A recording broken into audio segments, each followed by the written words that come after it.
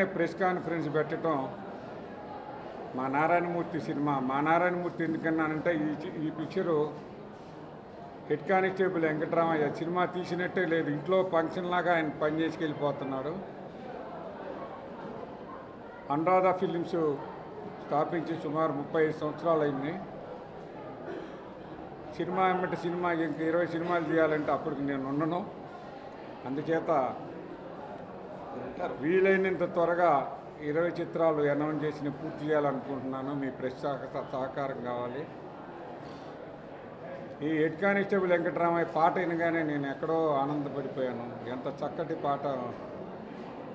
జయసుధ గారు మరి మా బ్యానర్లో మొదట ఆర్టిస్టు. ఈ సినిమాలో నారాయణమూర్తి అమ్మట హీరోయిన్గా చేయటం నిజంగా కూడా చాలా శుభదాయకం. ధర్మం కోసం పాటుపడే నారాయణమూర్తి ఇక్కడ హెడ్ కానిస్టేబుల్గా కూడా తను కుటుంబ జీవితాన్ని కూడా త్యాగం చేసి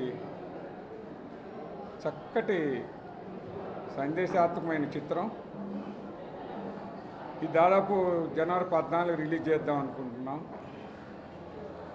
ఇందాక పెద్ద ఆయన మాట్లాడుతూ నేను 20 సినిమాలు తీస్తున్నాను మొదలుపెట్టాను, 20 సినిమాల దాకా నేను ఉండకపోవచ్చు అన్న మాట అన్నారే, అది కాకూడదు, అది వాస్తవం కాదు. ఆయన ఉంటారు. దేవుడు దేవల నిండు నూరేళ్ళు బతకాలని సభాముఖంగా నేను వారిని కోరుకుంటున్నాను.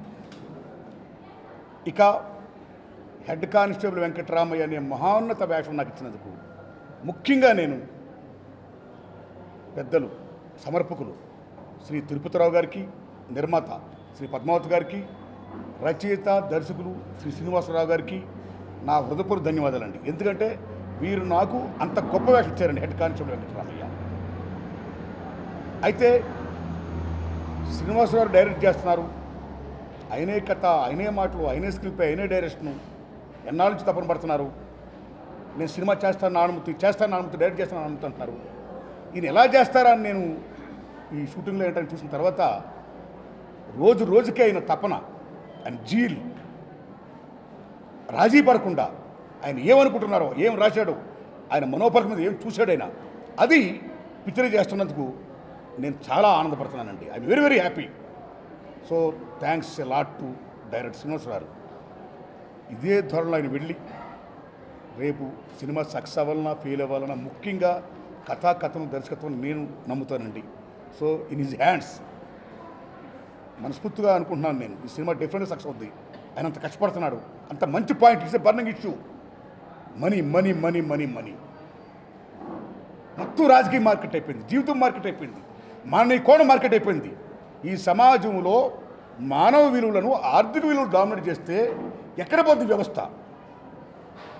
దాన్ని కాపాడాల్సిన పొలిటికల్ పవర్ ఏమైతే ఉందో అది కూడా మార్కెట్ అయిపోతే, డబ్బు డబ్బు డబ్బు ఎంట పడిపోతే ఇంక దేశాన్ని ఎవరు రక్షిస్తాడు, ఈ ప్రజాస్వామ్యాన్ని ఎవరు కాపాడతాడు అనే గొప్ప సందేశంతో ఆయన ఇంత గొప్ప కథ రాసి ఆయన తీస్తున్నందుకు ఆయన అభినందిస్తూ, రేపు సినిమా సక్సెస్ అవ్వాలని కోరుకుంటూ, దానికి ఒక దర్శకుడిగా, రచయితగా ఎంత శ్రమ పడాలో అంత ఆయన పడుతున్నాడు.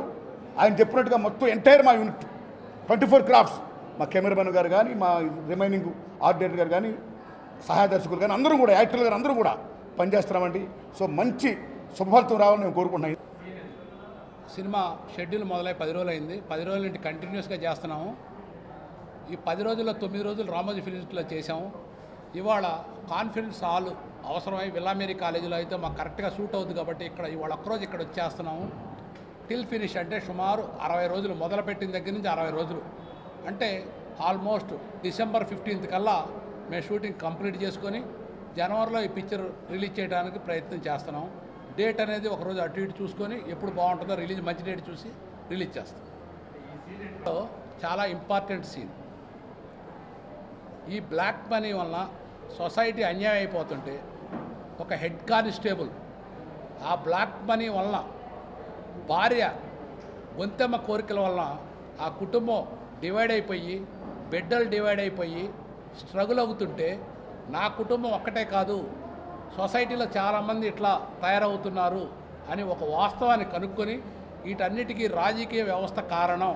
ఎందుకంటే ఈ డబ్బు అనేది అసలు ఎందుకు ఉండాలి, ఈ డబ్బును మొత్తం ఆపేద్దాం, మొత్తం బ్యాంకు రూపేణ వెళ్తే అన్ని రకాలుగా బాగుంటుందని ఆయన దాని మీద, ఈ వ్యవస్థ మీద రీసెర్చ్ చేసి ఒక హెడ్ కానిస్టేబుల్ అనే అతను వ్యవస్థని కొత్త విధానం దారిలో ఎట్లా ఉంటే సొసైటీకి బాగుంటుంది, నా కుటుంబం లాగా ఎవరు కష్టపడకూడదు, ఎవరికి అన్యాయం జరగకూడదు, ఒక మంచి మార్గం చూపిద్దాము అని యూత్ని పురుగొల్పి ఒక మంచి మార్గంలో ఈ సొసైటీని పెట్టి బ్యూటిఫుల్ గవర్నమెంట్ హెల్దీ సొసైటీని తీసుకురావడానికి ఆయన ప్రయత్నిస్తున్నారు.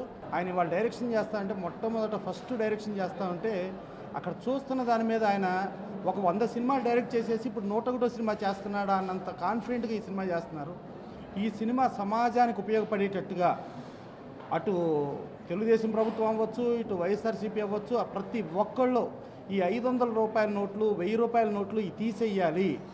నల్లధనం వెలికి తీస్తే 65,000 కోట్లు భారతదేశంలో దొరికితే భారతదేశం నుంచి ఒక్క హైదరాబాద్లో 13,000 కోట్లు, అంటే భారతదేశం నుంచి 1/5 హైదరాబాద్లో దొరికింది. 10,000 కోట్లు ఒకే వ్యక్తి డిక్లేర్ చేశాడు. ఈ నల్లధనం ఇచ్చేస్తుందని చెప్పి ప్రతి రాజకీయ పార్టీ పోరాడుతున్నాయి, ఇది పడుతున్నాయి. కానీ దానికి ఒక సొల్యూషన్ ఏంటి అనేది, ఆ సొల్యూషను చదలవాడ శ్రీనివాసరావు గత 4 సంవత్సరాల నుంచి ఎంతసేపు ఈ సబ్జెక్ట్ మీదే పెట్టుకుని ఈ సబ్జెక్టులో ఆయన సొల్యూషన్ చూపిస్తున్నారు.